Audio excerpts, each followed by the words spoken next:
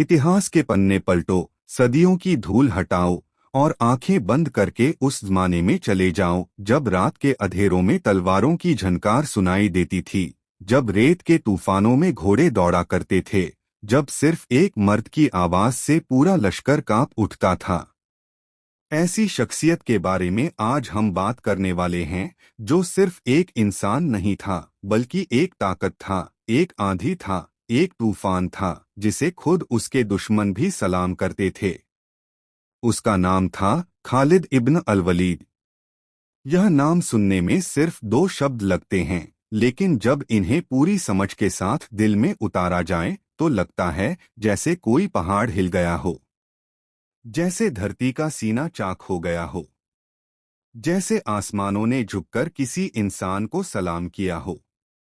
खालिद इब्न अल वलीद वो इंसान जिन्हें रसूलुल्लाह ने खुद अपनी मुबारक जुबान से सैफुल्लाह यानी अल्लाह की तलवार कहा। यह लक़ब किसी भी इंसान को मिलने वाला सबसे बड़ा सम्मान था जो इस दुनिया में दिया जा सकता था। सिर्फ एक तलवार नहीं, बल्कि अल्लाह की वो तलवार जो हक के लिए चल पड़ती है, जो जुल्म के सामने रुकती नहीं, जो मैदान में उतरती है तो दुश्मनों के दिल थरथरा उठते हैं। यह कहानी उसी महान योद्धा की है। यह कहानी है जुनून की, हिम्मत की, ईमान की और उस इंसान की जिसने अपनी पूरी जिंदगी में एक भी जंग नहीं हारी। जी हाँ, एक भी नहीं। सैकड़ों लड़ाइयाँ लड़ी, हर बार मौत आंखों के सामने खड़ी रही, हर बार दुश्मन की फौजें कई गुना बड़ी थीं, फिर भी हर बार जीत उनके कदम चूमती थी। लेकिन यह कहानी सिर्फ जीत की नहीं है। यह कहानी है एक ऐसे इंसान की जो पहले इस्लाम का सबसे बड़ा दुश्मन था और फिर इस्लाम की सबसे बड़ी ताकत बन गया। यह बदलाव कैसे हुआ? यह तब्दीली कैसे आई? एक ऐसा इंसान जिसने मुसलमानों को तकलीफ दी, उहुद की जंग में मुसलमानों को नुकसान पहुंचाया, वही इंसान आगे चलकर अल्लाह की तलवार कैसे बना? यह सवाल हमें उस सफर पर ले जाता है जो सच में रोंगटे खड़े कर देने वाला है। तो तैयार हो जाओ, क्योंकि यह कहानी सिर्फ पढ़ने के लिए नहीं है, यह कहानी महसूस करने के लिए है। हर भाग में एक नया रहस्य खुलेगा, हर हिस्से में एक नई हैरत होगी और जब यह पूरी दास्तान सामने आएगी तो आप खुद कहेंगे, हाँ, यही है वो इंसान जिसने सच में इतिहास बदल दिया। किसी भी महान इंसान को समझना हो तो पहले उस ज़मीन को समझो जिस पर वो पला बढ़ा। पहले उस माहौल को जानो जिसने उसे गढ़ा। पहले उस कबीले को पहचानो जिसने उसकी रगों में खून की जगह जोश भर दिया। क्योंकि कोई भी इंसान अचानक महान नहीं बनता, में उसकी महानता की नींव बहुत पहले रख दी जाती है, बचपन में, उसके घर में, उसके आसपास के माहौल में। खालिद इब्न अल वलीद का जन्म मक्का में हुआ। और मक्का कोई साधारण शहर नहीं था। यह वो शहर था जो अरब की धड़कन था, जो पूरे अरब प्रायद्वीप का केंद्र था। यहाँ के लोग तिजारत करते थे, यहाँ के लोग शायरी करते थे, यहाँ के लोग लड़ते थे और यहाँ के लोग अपनी आन बान शान के लिए जान देने से भी नहीं घबराते थे। खालिद का ताल्लुक कुरैश के मशहूर और ताकतवर कबीले बनु मखजूम से था। यह कबीला पूरे मक्का में अपनी बहादुरी और युद्धकला के लिए जाना जाता था। बनु मखजूम के मर्द जंग के मैदान में उतरते थे तो दुश्मन सोचने पर मजबूर हो जाता था। इस कबीले की पहचान ही तलवार और घोड़े थे। इसी कबीले में खालिद की आंखें खुली तो सोचो, उनके खून में जंग का जज्बा तो जैसे पैदाइशी था। उनके पिता का नाम था वलीद इब्न मुगीरा, और यह नाम भी अरब में कोई छोटा नाम नहीं था। वलीद इब्न मुगीरा मक्का के सबसे अमीर, सबसे ताकतवर और सबसे प्रभावशाली लोगों में से एक थे। उनकी दौलत का अंदाजा इस बात से लगाओ कि वो अकेले पूरे कुरैश कबीले के लिए काबा को गिलाफ पहनाने का खर्च उठा लेते थे। यानी खालिद एक ऐसे घर में पैदा हुए जहां न पैसे की कमी थी, न इज्जत की, न ताकत की। लेकिन दौलत और शोहरत के साथ साथ उस घर में एक और चीज थी, और वो थी घमंड। जाहिलियत का वो घमंड जो इंसान को अंदर से खोखला कर देता है। वलीद इब्न मुगीरा उन लोगों में से थे जिन्होंने इस्लाम की सबसे ज्यादा मुखालफत की। कुरान में उनका जिक्र भी आया है, उस इंसान के तौर पर जो हक को देखकर भी आंखें फेर लेता था। तो जरा सोचो, खालिद उस घर की पैदाइश थे, उस बाप के बेटे थे जो इस्लाम का दुश्मन था। उस माहौल में पले बढ़े जहां इस्लाम को कमजोरी समझा जाता था, जहां मोहम्मद की बात सुनना भी गवारा नहीं था। तो स्वाभाविक था कि शुरुआत में खालिद भी उसी राह पर चले जो उनके घर की राह थी, जो उनके कबीले की राह थी। बचपन से ही खालिद ने घोड़सवारी सीखी। बचपन से ही तलवार उनके हाथ की शोभा बनी। बचपन से ही जंग के दावपेंच उनके ज़हन में उतरते गए। अरब में उस वक्त बच्चों को स्कूल नहीं भेजा जाता था, उन्हें मैदान में भेजा जाता था। उन्हें घोड़े पर बिठाया जाता था, उन्हें तीर चलाना सिखाया जाता था। और खालिद ने यह सब इतनी तेजी से सीखा, इतनी महारत से सीखा कि जल्द ही वो अपने साथियों से बहुत आगे निकल गए। नौजवानी आते आते खालिद मक्का के सबसे बेहतरीन घुड़सवारों में गिने जाने लगे। उनकी तलवारबाजी की धूम थी, उनकी रणनीति की तारीफ होती थी। लोग कहते थे बनु मखजूम में एक हीरा पैदा हुआ है, लेकिन उस वक्त किसी को नहीं पता था कि यह हीरा एक दिन इस्लाम के ताज में जड़ा जाएगा। उस वक्त खालिद बस एक ताकतवर अरब नौजवान थे, बेहतरीन योद्धा, लेकिन हक से बेखबर। दौलत थी, शोहरत थी, हुनर था, लेकिन वो रोशनी नहीं थी जो इंसान के अंदर से अंधेरा हटाती है। वो रोशनी आने में अभी वक्त था, लेकिन जब आई तो सब कुछ बदल गया। हर महान इंसान की कहानी में एक ऐसा दौर होता है जो शायद वो खुद भूल जाना चाहे। एक ऐसा वक्त जो उनकी जिंदगी का सबसे अंधेरा हिस्सा होता है, लेकिन यही अंधेरा बाद में उनकी रोशनी को और ज्यादा चमकदार बना देता है। खालिद इब्न अल-वलीद की कहानी में भी ऐसा एक दौर था, और वो दौर था जब वो इस्लाम के सबसे खतरनाक दुश्मनों में से एक थे। जब मक्का में रसूलुल्लाह ने इस्लाम का पैगाम देना शुरू किया तो पूरा शहर दो हिस्सों में बंट गया। एक तरफ वो लोग थे जिनके दिलों ने हक को पहचाना और वो ईमान ले आए।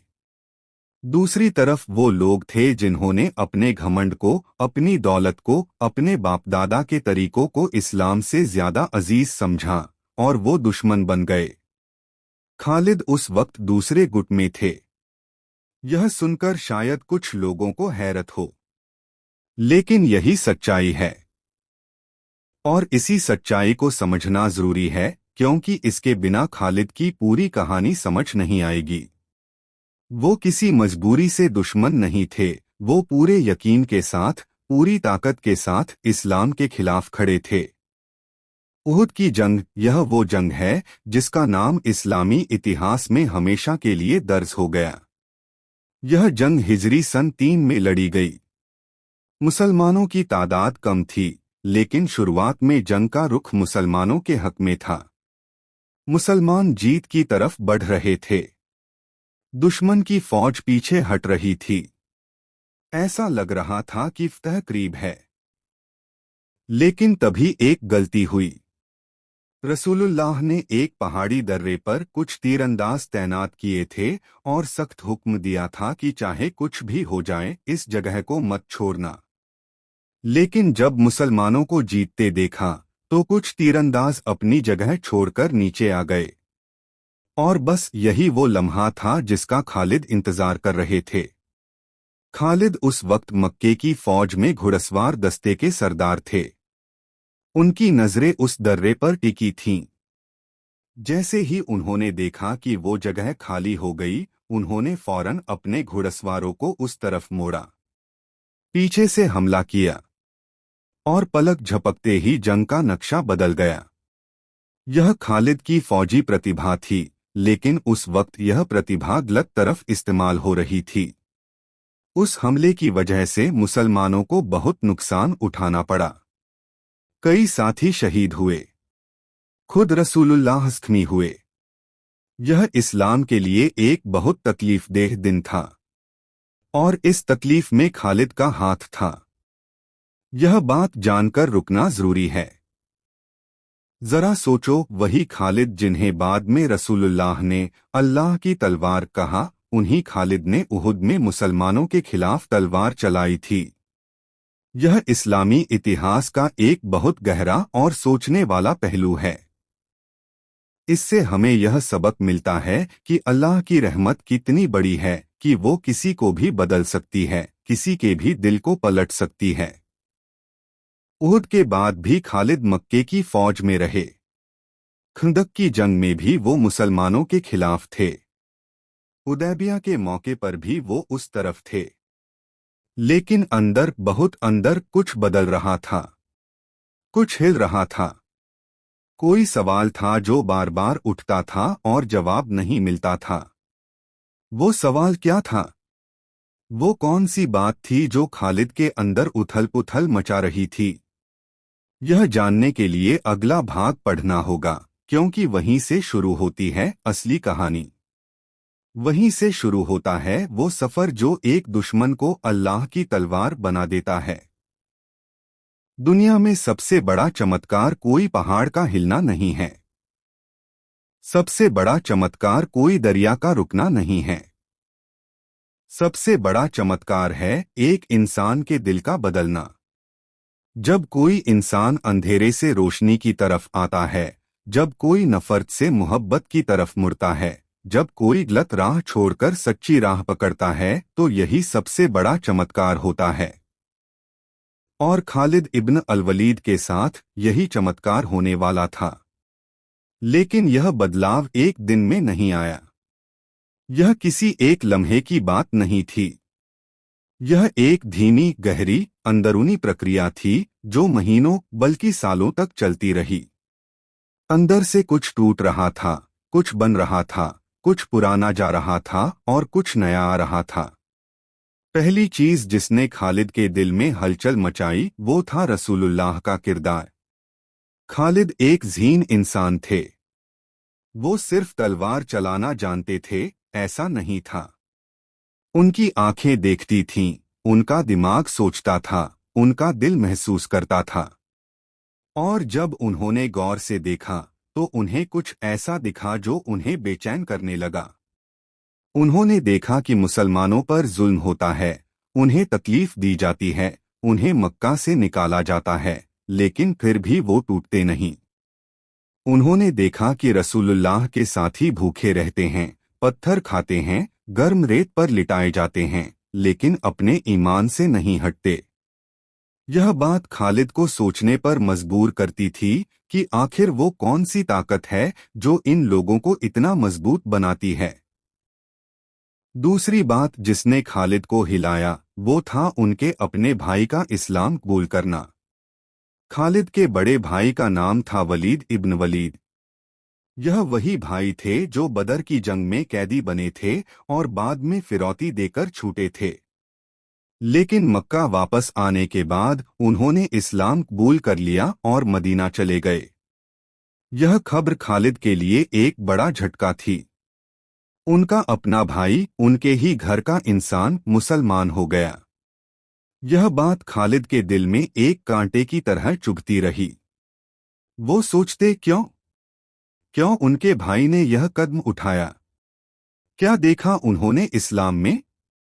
तीसरी और सबसे बड़ी बात जिसने खालिद को बदला वो था हुदैबिया का वाक़िया। सन 6 हिजरी में रसूलुल्लाह अपने 1400 साथियों के साथ सिर्फ उम्रा करने के इरादे से मक्का की तरफ निकले।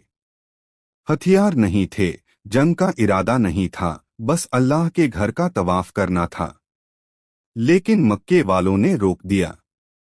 और फिर एक समझौता हुआ जिसे सुलह हुदैबिया कहते हैं।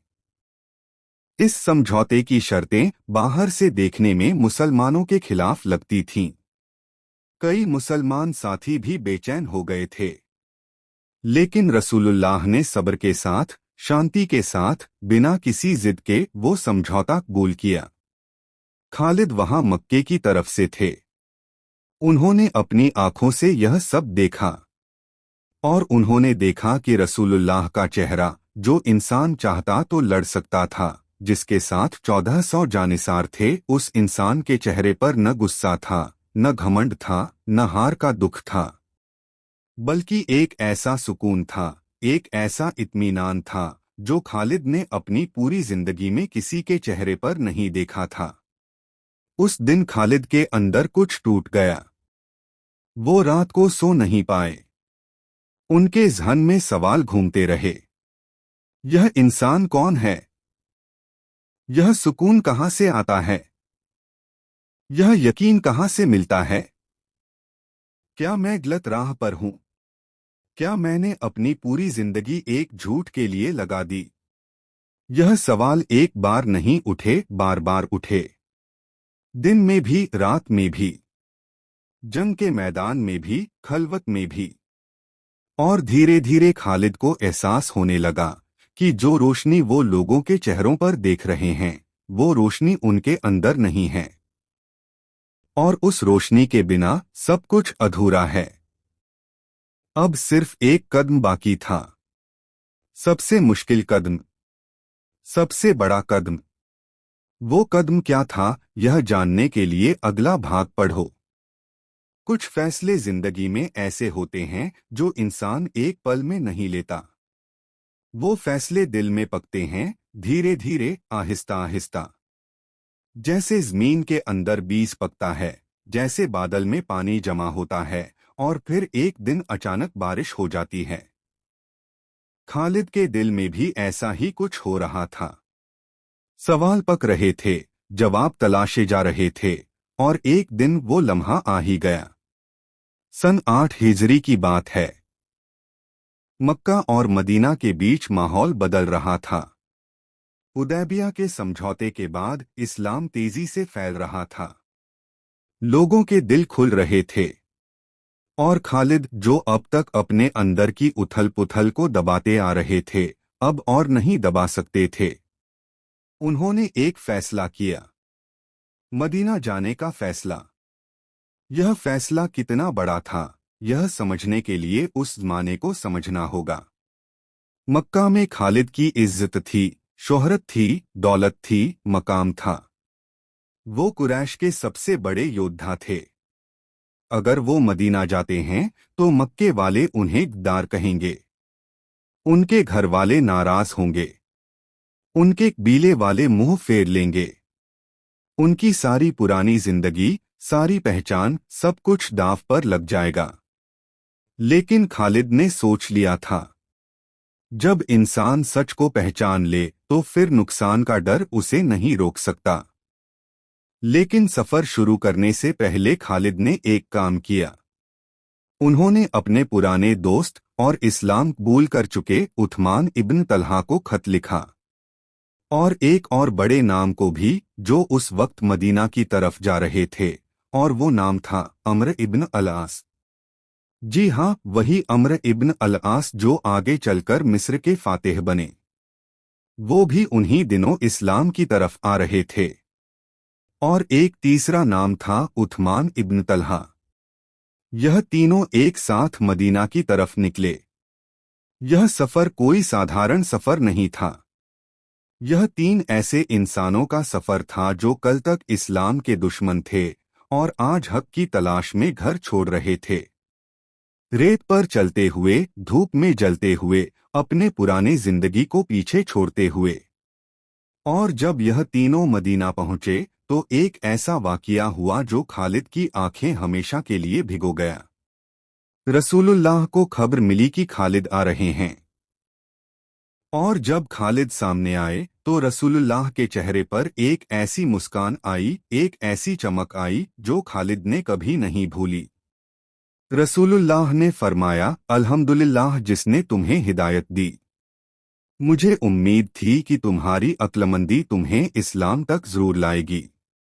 यह जुमला सुनकर खालिद की आंखों से आंसू बह निकले। वो इंसान जिसे वो दुश्मन समझते थे, जिसके खिलाफ उन्होंने तलवार उठाई थी, वो इंसान आज उनका स्वागत कर रहा था। उनसे नाराजगी नहीं, शिकायत नहीं, उलाहना नहीं, बल्कि मोहब्बत, बल्कि गर्मजोशी, बल्कि दुआ। खालिद ने उसी वक्त कलिमा पढ़ा, इस्लाम कबूल किया और एक नई जिंदगी शुरू हुई। लेकिन खालिद के दिल में एक दर्द था। उन्होंने रसूलुल्लाह से कहा, या रसूलुल्लाह, मैंने इस्लाम के खिलाफ जो जंगें लड़ी, जो नुकसान पहुंचाया, क्या उसकी माफ़ी होगी? रसूलुल्लाह ने फरमाया, इस्लाम कबूल करने से पहले की सारी गलतियां माफ़ हो जाती हैं। नई शुरुआत करो। यह सुनकर खालिद को जो सुकून मिला, वो किसी भी दौलत से, किसी भी जीत से, किसी भी शोहरत से बड़ा था। एक नया खालिद पैदा हुआ था। पुराना खालिद जो दुश्मन था, वो मर चुका था। अब जो खालिद था, वो अल्लाह का बंदा था, इस्लाम का सिपाही था और जल्द ही अल्लाह की तलवार बनने वाला था। जब कोई इंसान नई राह पकड़ता है तो दुनिया उसकी परीक्षा लेती है। जब कोई नए यकीन के साथ खड़ा होता है तो ज़माना उसे आजमाता है। और खालिद इब्न अल-वलीद के लिए यह परीक्षा बहुत जल्दी आई। इस्लाम कबूल करने के कुछ ही महीनों बाद, सन 8 हिजरी, जगह मूता। यह वो जंग थी जो इस्लामी इतिहास में हमेशा के लिए अमर हो गई। और यही वो जंग थी जहां खालिद इब्न अल-वलीद पहली बार मुसलमानों की तरफ से मैदान में उतरे। लेकिन यह जंग कोई साधारण जंग नहीं थी। यह जंग इतनी खतरनाक थी, इतनी आसमान थी कि सुनकर ही रोंगटे खड़े हो जाते हैं। मुसलमानों की तादाद थी 3000 और दुश्मन की फौज थी 1 लाख से भी ज्यादा। जी हां, एक तरफ 3000, दूसरी तरफ 1 लाख। यह जंग नहीं थी, यह मौत का सामना था। यह रेत के एक ज़रे का समंदर से मुकाबला था। लेकिन मुसलमान रुके नहीं, क्योंकि उनके पास वो ताकत थी जो गिनती से नहीं नापी जाती। रसूलुल्लाह ने इस लश्कर के लिए 3 सरदार मुकर्रर किए थे। पहले सरदार थे ज़ैद इब्न हारिसा, दूसरे थे जाफर इब्न अबी तालिब, तीसरे थे अब्दुल्लाह इब्न रवाहा।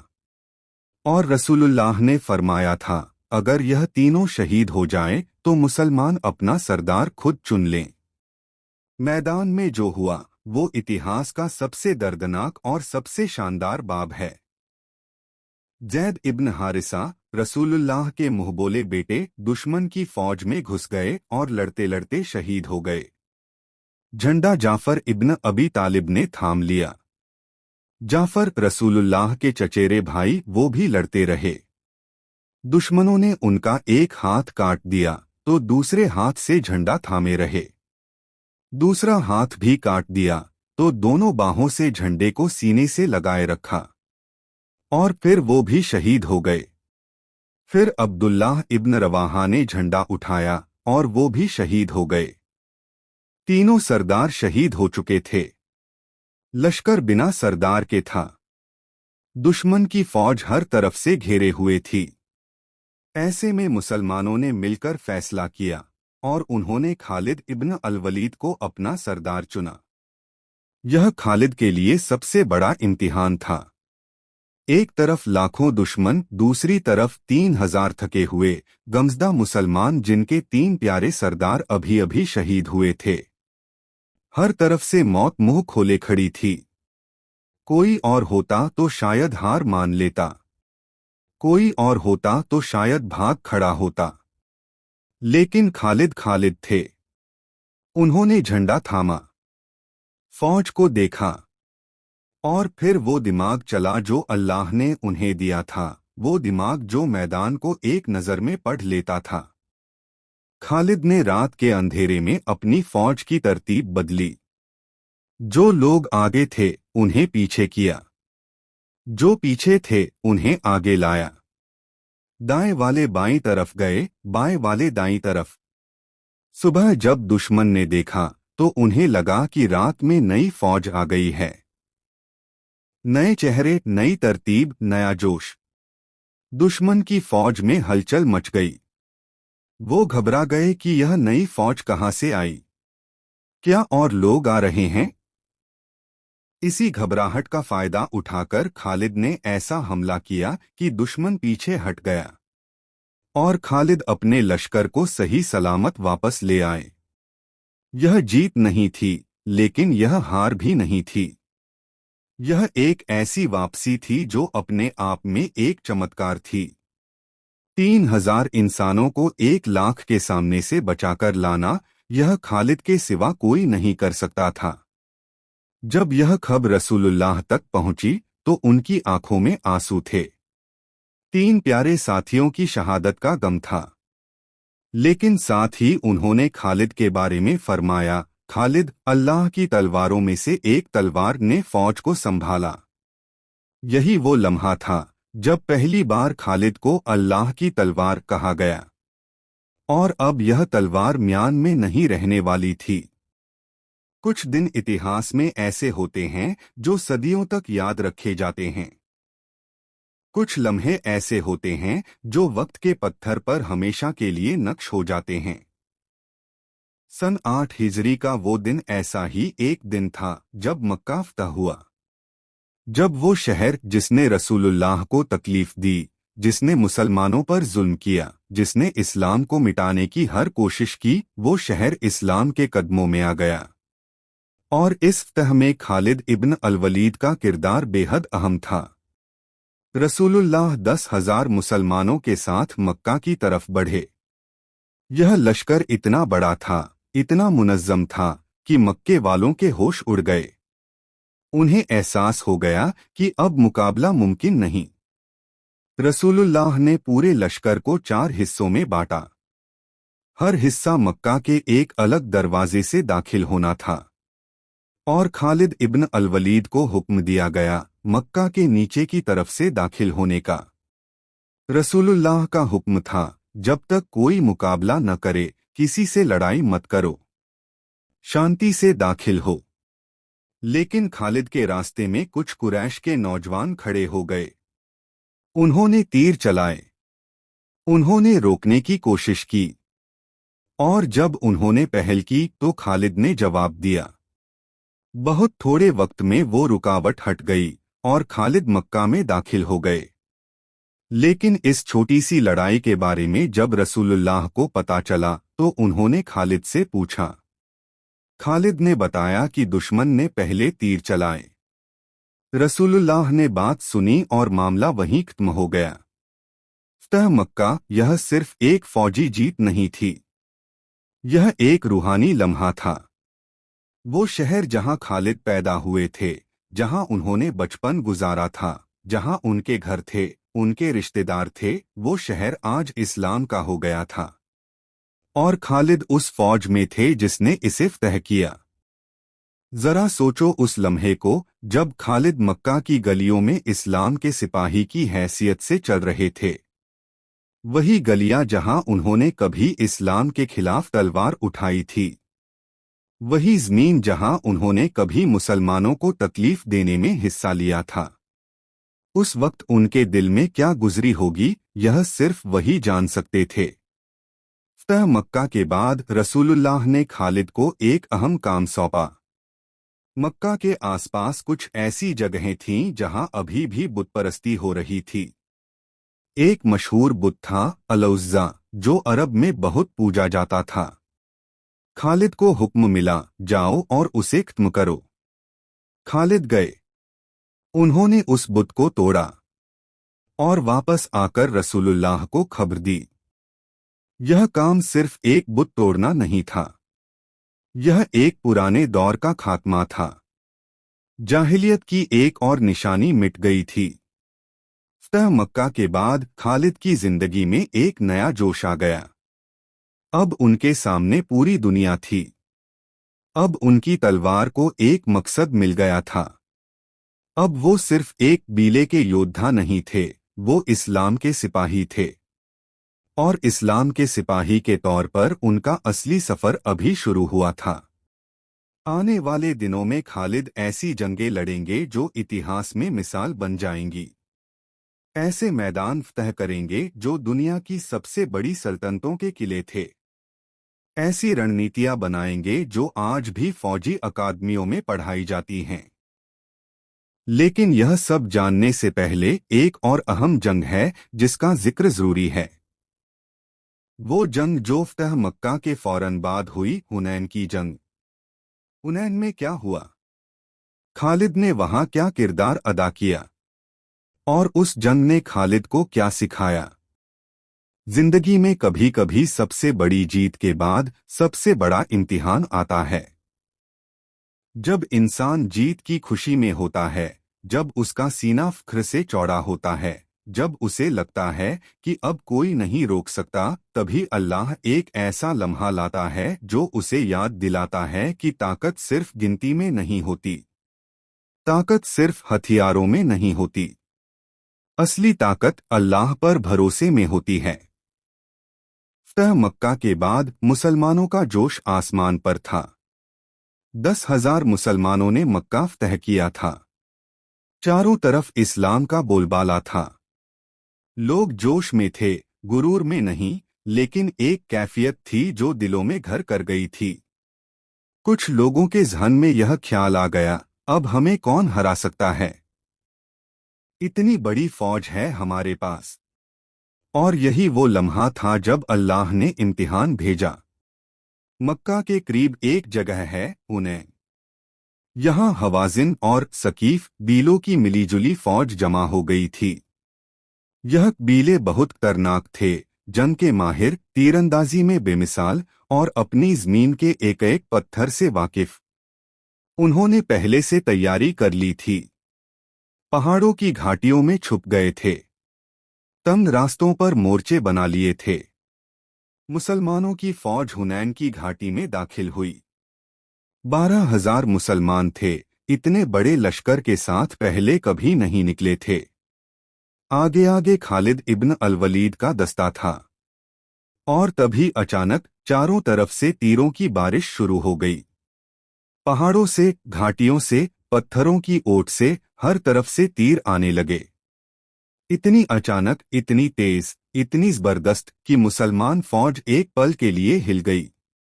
आगे वाले पीछे भागे, पीछे वाले और पीछे हटे।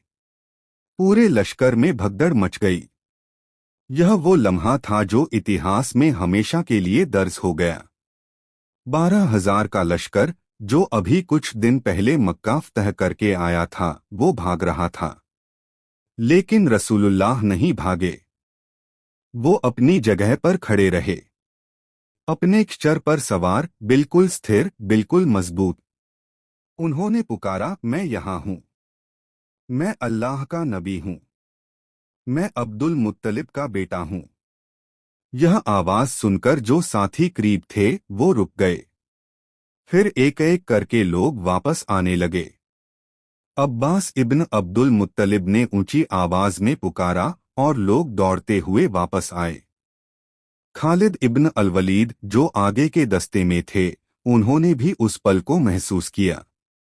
भगदड़ में कुछ नुकसान हुआ, कुछ साथी पीछे हट गए। लेकिन जब रसूलुल्लाह की आवाज कानों में पड़ी तो खालिद के कदम रुक गए। वो पलटे और पूरी ताकत से दुश्मन पर टूट पड़े। जंग का रुख बदल गया। मुसलमान वापस आए, दुश्मन पर हमला हुआ और हवाजिन और सकीफ की फौज तितर-बितर हो गई। फतह मुसलमानों की हुई, लेकिन इस फतह में एक बहुत गहरा सबक था। कुरान ने इस वाक़िए का जिक्र किया, सूरह तौबा में। अल्लाह ने फरमाया, हुनैन के दिन जब तुम्हें अपनी तादाद पर घमंड हो गया था, तो वो तादाद तुम्हारे कुछ काम न आई।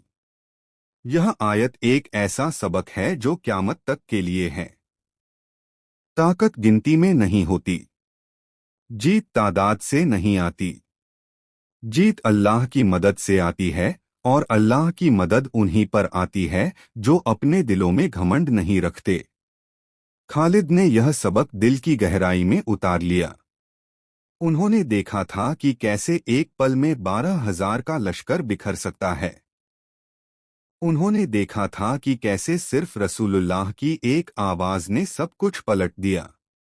और उन्होंने समझ लिया कि मैदान में सबसे बड़ा हथियार तलवार नहीं, ईमान होता है। हुनैन के बाद खालिद और भी पक्के हो गए। उनकी फौजी जिंदगी में एक नई गहराई आ गई। अब वो सिर्फ लड़ते नहीं थे, वो सोचते थे, समझते थे, महसूस करते थे। और आने वाले दिनों में इसी सोच, इसी समझ, इसी ईमान की बदौलत खालिद वो कारनामे अंजाम देने वाले थे जिन्हें दुनिया आज तक नहीं भूली। रसूलुल्लाह की जिंदगी के आखिरी सालों में खालिद ने कई अहम मुहिम्मों में हिस्सा लिया। हर बार उन्होंने अपनी काबिलियत साबित की। हर बार उन्होंने दिखाया कि अल्लाह की तलवार सिर्फ एक लक़ब नहीं, यह एक हकीकत है। लेकिन सबसे बड़े इम्तिहान अभी आने बाकी थे। कुछ खबरें ऐसी होती हैं जो इंसान के दिल को तोड़ देती हैं। कुछ लम्हे ऐसे होते हैं जिनके बाद दुनिया पहले जैसी नहीं रहती। कुछ बिछड़ने ऐसे होते हैं जिनका दर्द वक्त भी नहीं भर सकता। और उम्मत के लिए वो सबसे बड़ा दर्द था जब रसूलुल्लाह इस दुनिया से तशरीफ ले गए। सन 11 हिजरी, रबीउल अव्वल का महीना। रसूलुल्लाह बीमार थे। मदीना में एक अजीब सी खामोशी थी। लोगों के दिल बेचैन थे। हर कोई दुआ कर रहा था। हर कोई उम्मीद लगाए बैठा था। लेकिन अल्लाह का फैसला हो चुका था। और वो दिन आ गया। रसूलुल्लाह का विसाल हो गया। यह खबर जब मदीना में फैली तो ऐसा लगा जैसे पूरी दुनिया पर अंधेरा छा गया। लोग रो रहे थे, बिलख रहे थे, बेहोश हो रहे थे। हज़रत उमर रज़ियल्लाहु अन्हु, जो अपनी मजबूती के लिए मशहूर थे, वो भी उस वक्त इतने टूट गए कि तलवार हाथ में लेकर खड़े हो गए और कहने लगे, जो कहेगा कि नबी का विसाल हुआ, उसका सिर काट दूंगा। इतना गहरा दर्द था, इतनी गहरी मोहब्बत थी। और खालिद जो उस वक्त एक मुहिम पर थे, जब उन तक यह खबर पहुंची तो वो जम गए। उनके पाँव रुक गए, हाथ रुक गए, सांस रुक गई। वो इंसान जो कभी किसी मैदान में नहीं कांपे, वो उस खबर ने हिला दिए। क्योंकि खालिद को पता था कि उन्होंने रसूलुल्लाह के साथ बहुत कम वक्त गुजारा था। वो देर से आए थे। इस्लाम कबूल करने में उन्होंने कई साल लगा दिए थे। और अब जब वो पूरी तरह इस रिश्ते को जीना चाहते थे, वो रिश्ता इस दुनिया में खत्म हो गया। यह दर्द बयान से बाहर था। लेकिन खालिद ने इस दर्द को कमजोरी नहीं बनने दिया। उन्होंने इस दर्द को ताकत बना लिया। उन्होंने अपने दिल से एक अहद किया कि रसूलुल्लाह जो दीन लेकर आए, उसकी हिफाजत के लिए मैं अपनी आखिरी सांस तक लड़ता रहूंगा। और यह अहद खालिद ने पूरा किया। रसूलुल्लाह के विसाल के बाद हज़रत अबू बकर सिद्दीक रज़ियल्लाहु अन्हु खलीफा बने। और उनके सामने फौरन एक बहुत बड़ा बा आ गया। कुछ कबीले जो इस्लाम कबूल कर चुके थे, वो मुर्तद हो गए। यानी उन्होंने इस्लाम छोड़ दिया। उनका कहना था, हम नबी के साथ थे, उनके जाने के बाद हम पर कोई पाबंदी नहीं। कुछ लोगों ने ज़कात देने से इनकार कर दिया। कुछ जगहों पर झूठे नबियों ने सिर उठाया, जैसे मुसैलमा कज़्ज़ाब जिसने नबूवत का दावा किया। पूरे अरब में फितना फैल गया। ऐसा लग रहा था जैसे इस्लाम की बुनियाद हिल रही है। नया कायम हुआ निज़ाम खतरे में था। हज़रत अबू बकर रज़ियल्लाहु अन्हु, जिनके बारे में कुछ लोगों को शक था कि वो यह तूफान झेल पाएंगे, उन्होंने वो फैसला किया जो इतिहास में हमेशा के लिए उनकी बुलंदी की दलील बन गया। उन्होंने कहा, अल्लाह की कसम, अगर यह लोग ऊंट की एक रस्सी भी ज़कात में देने से इनकार करेंगे जो रसूलुल्लाह के ज़माने में दिया करते थे, तो मैं उनसे जंग करूंगा। और फिर उन्होंने खालिद इब्न अल-वलीद को बुलाया। यह फैसला बहुत सोच समझकर किया गया था। अबू बकर रज़ियल्लाहु अन्हु जानते थे कि इस वक्त जिस इंसान की ज़रूरत है, वो सिर्फ खालिद हैं। वो जानते थे कि खालिद की तलवार में वो धार है जो फितने की गर्दन काट सकती है। खालिद को हुक्म मिला, मुरत दीन के खिलाफ निकलो। इस्लाम की हिफाजत करो। अरब को वापस इस्लाम की तरफ लाओ। और खालिद निकल पड़े। यह जंगें, जिन्हें रिद्दा की जंगें कहा जाता है, खालिद की जिंदगी का एक बेहद अहम दौर हैं। एक के बाद एक मुहिम, एक के बाद एक बीला, एक के बाद एक मोर्चा, खालिद ने पूरे अरब में इस्लाम की जड़ों को मजबूत किया। लेकिन इन जंगों में एक ऐसा वाक़या भी हुआ जो आज तक बहस का मौजू है, एक ऐसा फैसला जिस पर खुद हज़रत उमर रज़ियल्लाहु अन्हु ने एतराज़ किया। वो वाक़या क्या था? खालिद ने क्या किया? इतिहास में कुछ जंगें सिर्फ ज़मीन के लिए नहीं लड़ी जाती। कुछ जंगें सच और झूठ के बीच होती हैं। कुछ जंगें इस बात के लिए होती हैं कि आने वाली नस्लें किस राह पर चलेंगी। रिद्दा की जंगें ऐसी ही थीं। यह जंगें इस्लाम के वजूद के लिए थीं। अगर यह जंगें न लड़ी जातीं, अगर इस फितने को न कुचला जाता, तो शायद इस्लाम का नक्शा आज कुछ और होता। और इन जंगों के सबसे बड़े सिपाही थे खालिद इब्न अल-वलीद। रसूलुल्लाह के विसाल के बाद पूरे अरब में बगावत की आग भड़क उठी थी। कई कबीलों ने ज़कात देने से इनकार किया। कई लोग मुर्तद हो गए। और कई जगहों पर झूठे नबियों ने सिर उठाया। इन सब में सबसे खतरनाक, सबसे बड़ा फितना था मुसैलमा कज़्ज़ाब। मुसैलमा यमामा का रहने वाला था। उसने नबूवत का झूठा दावा किया था। यहाँ तक कि रसूलुल्लाह की जिंदगी में ही उसने यह दावा किया था और रसूलुल्लाह ने उसे कज़्ज़ाब यानी बहुत बड़ा झूठार कहा था। लेकिन उसके आसपास हजारों लोग जमा हो गए थे जो उसे मानते थे। उसकी फौज बहुत बड़ी थी, कुछ रिवायतों के मुताबिक 40,000 तक। हज़रत अबू बकर रज़ियल्लाहु अन्हु ने खालिद को हुक्म दिया, यमामा जाओ और इस फितने को जड़ से खत्म करो। खालिद निकले। रास्ते में कई और बीलों से निपटते हुए आगे बढ़ते रहे। हर मोड़ पर खालिद ने अपनी फौजी प्रतिभा का लोहा मनवाया। हर मुश्किल में उनकी रणनीति ने राह निकाली। लेकिन यमामा पहुंचने से पहले एक ऐसा वाक़या हुआ जिसका जिक्र जरूरी है। बनु जजीमा का वाक़या। खालिद एक कबीले के पास पहुंचे जिन्होंने हथियार डाल दिए थे। उन्होंने कहा, हम मुसलमान हैं। लेकिन उनसे जब पूछा गया तो उन्होंने असलमना की जगह सबरना कहा, जो एक पुराना लफ्ज़ था। खालिद ने इसे इस्लाम से इनकार समझा और सख्त कदम उठाया। जब यह खबर हज़रत अबू बकर रज़ियल्लाहु अन्हु तक पहुंची और हज़रत उमर रज़ियल्लाहु अन्हु को पता चला, तो उमर रज़ियल्लाहु अन्हु नाराज हुए। उन्होंने कहा, खालिद से गलती हुई। उन्होंने मांग की कि खालिद को हटाया जाए। लेकिन हज़रत अबू बकर रज़ियल्लाहु अन्हु ने कहा, मैं वो तलवार म्यान में नहीं करूंगा जो अल्लाह ने काफिरों पर चलाई है। उन्होंने खालिद को माफ किया, उनसे गलती की भरपाई करवाई और आगे बढ़ने का हुक्म दिया। यह एक बड़ा सबक है। खालिद ने गलती की और उन्होंने उसकी भरपाई की। यह इंसानी कमजोरी थी, लेकिन खालिद की पूरी जिंदगी सिर्फ इस एक वाक़ये से नहीं नापी जा सकती। अब आया यमामा। यमामा की जंग, जिसे जंगे यमामा कहा जाता है, रिद्दा की जंगों में सबसे बड़ी और सबसे खूनी जंग थी। मुसैलमा की फौज ने पूरी तैयारी के साथ मोर्चा संभाला हुआ था। उनके तीरंदाज बेमिसाल थे।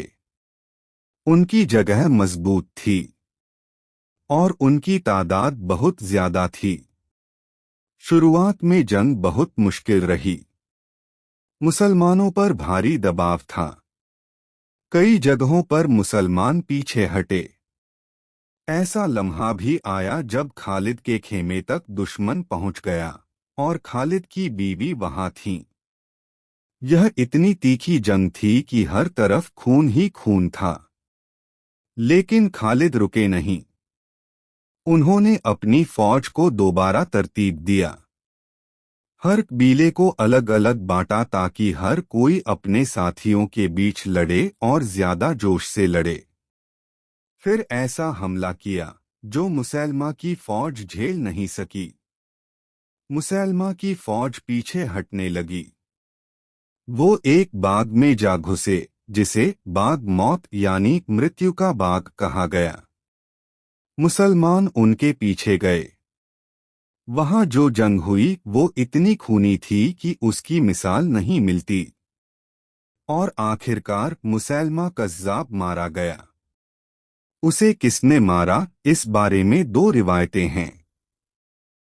एक रिवायत के मुताबिक हज़रत वहशी रज़ी अल्लाहु अन्हु, वही जिन्होंने उहुद में हज़रत हमज़ा रज़ी अल्लाहु अन्हु को शहीद किया था, उन्होंने अपने उसी नेज़े से मुसैलमा को मार डाला।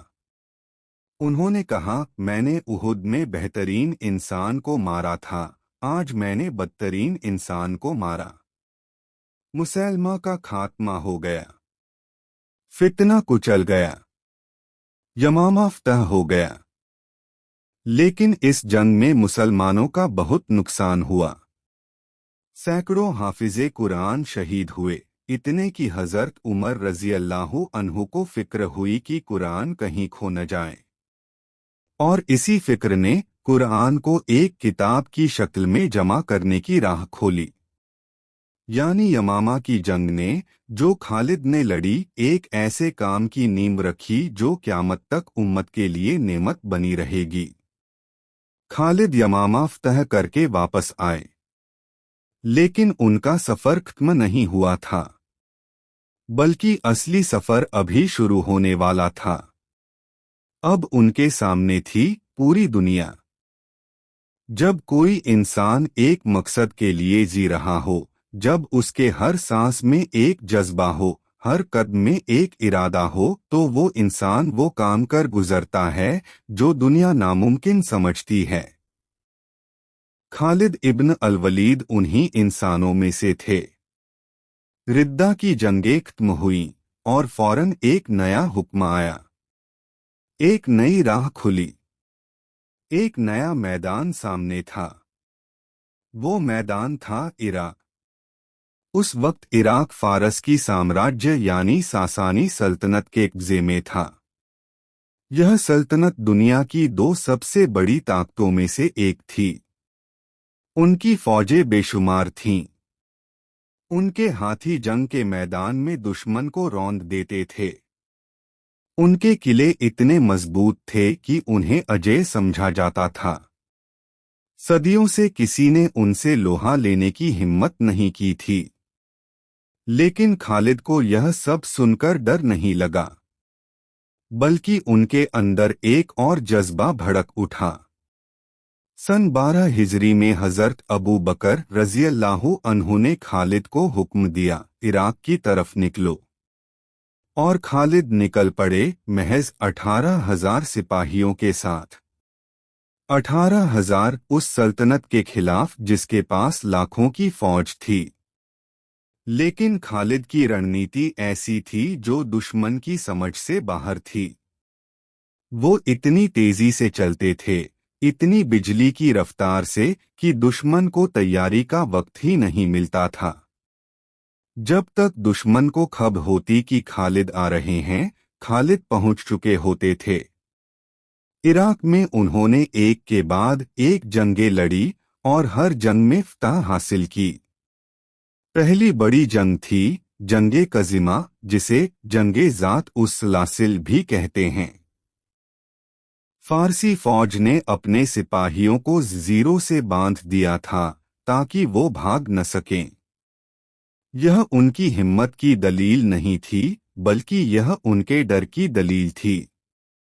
वो जानते थे कि खालिद की फौज सामने है तो सिपाही भाग सकते हैं।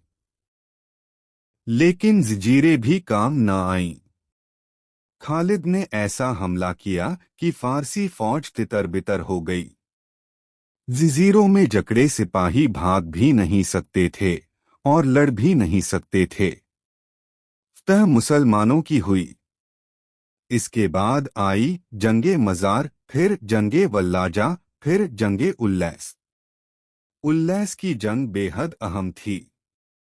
यहाँ फारसी फौज के साथ कुछ अरब कबीले भी मिले हुए थे जो फारस के साथी थे। जंग बहुत सख्त थी। खालिद उल्लैस के मैदान में एक ऐसा पैंतरा अपनाया जो दुश्मन ने कभी नहीं देखा था। उन्होंने दुश्मन की फौज को इस तरह घेरा कि उनके पास भागने का कोई रास्ता नहीं बचा। यह जंग मुसलमानों की एक बड़ी फतह थी। फिर आई जंगे अंबार। अंबार एक मजबूत किला था, फरात नदी के किनारे बसा हुआ। किले की दीवारें ऊंची थीं, खाइयां गहरी थीं और अंदर बहुत बड़ी फौज थी। साधारण तरीके से इसे फतह करना बहुत मुश्किल था। खालिद ने साधारण तरीका नहीं अपनाया। उन्होंने हुक्म दिया, सबसे कमजोर और बूढ़े ऊँटों को चुनो। उन ऊँटों को ज़ब्ह करो और उनकी लाशों को खाई में डाल दो। ऊँटों की लाशों से खाई भर गई और मुसलमान उन पर चढ़कर किले की दीवारों तक पहुंच गए। यह तरीका सुनकर हैरत होती है, लेकिन यही खालिद की खासियत थी। वो हर मसले का हल उस जगह से ढूंढते थे जहां किसी की नजर नहीं जाती थी। अंबार फतह हो गया। इसके बाद जंगे ऐनुततमर, फिर दूमतुल जंदल, फिर जंगे फ्रास। फ्रांस की जंग बेहद दिलचस्प थी। यहाँ रोमन और फारसी, दो बड़े दुश्मन जो आपस में लड़ते थे, वो मुसलमानों के खिलाफ एक हो गए। उन्होंने सोचा, पहले इस छोटी सी मुसलमान फौज को खत्म करते हैं, फिर आपस में लड़ेंगे। खालिद को जब यह पता चला तो उनके चेहरे पर मुस्कान आ गई। उन्होंने अपने सिपाहियों से कहा, रोम और फारस दोनों एक साथ हमारे सामने हैं। यह हमारे लिए दोगुनी खुशी की बात है, दोगुना अजर मिलेगा। और फिर ऐसी जंग लड़ी कि दोनों को हरा दिया। यह सिलसिला देखकर दुनिया हैरान थी। एक के बाद एक फतह, एक के बाद एक मैदान, एक के बाद एक किला। फारसी सल्तनत जो सदियों से अजेय समझी जाती थी, थरथरा उठी थी। खालिद महज कुछ महीनों में पूरे जनूबी इराक पर काबिज हो गए थे। यह कारनामा इतना हैरतअंगेज था कि खुद दुश्मन के सेनापति यकीन नहीं कर पा रहे थे। लेकिन इराक की फतह के बीच ही एक ऐसा हुक्म आया जो खालिद की पूरी जिंदगी का सबसे हैरतअंगेज मोड़ था। मदीना से खबर आई, शाम यानी सीरिया में मुसलमानों को मदद चाहिए। रोमन साम्राज्य की विशाल फौज मुसलमानों पर टूट पड़ने वाली है। और हजरत अबू बकर रज़ी अल्लाहु अन्हु का हुक्म आया, खालिद इराक छोड़ो और शाम पहुंचो। इराक से शाम हजारों मील का फासला, रेगिस्तान के बीच से, बिना पानी के, फौज के साथ। खालिद ने एक पल नहीं सोचा, वो निकल पड़े। दुनिया में कुछ सफर ऐसे होते हैं जो सिर्फ जगह नहीं बदलते, वो इतिहास बदल देते हैं।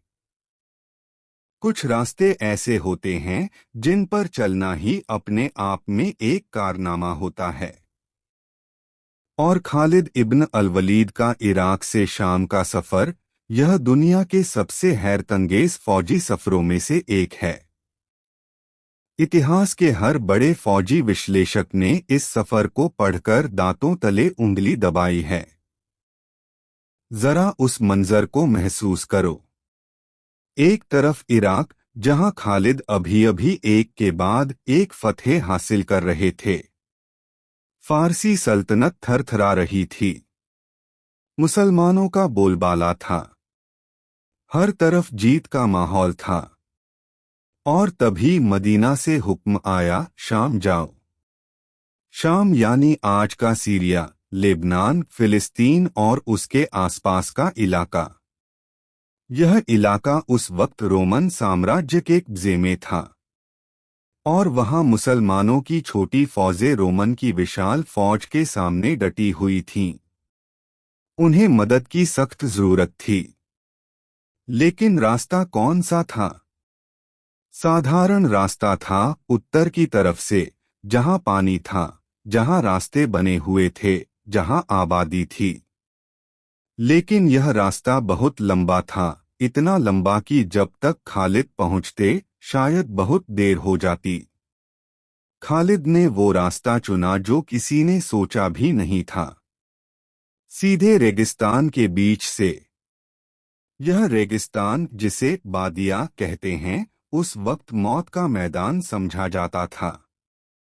यहाँ पानी नहीं था, यहाँ कोई रास्ता नहीं था, यहाँ रेत के तूफान आते थे, यहाँ धूप इतनी तेज होती थी कि इंसान घंटों में खत्म हो जाए, और यहाँ से इतनी बड़ी फौज लेकर गुजरना यह नामुमकिन समझा जाता था। लेकिन खालिद ने नामुमकिन को मुमकिन बनाने का फैसला किया। उन्होंने एक ऐसे रहनुमा को ढूंढा जो इस रेगिस्तान के रास्ते जानता था, रफीक बिन उमैर।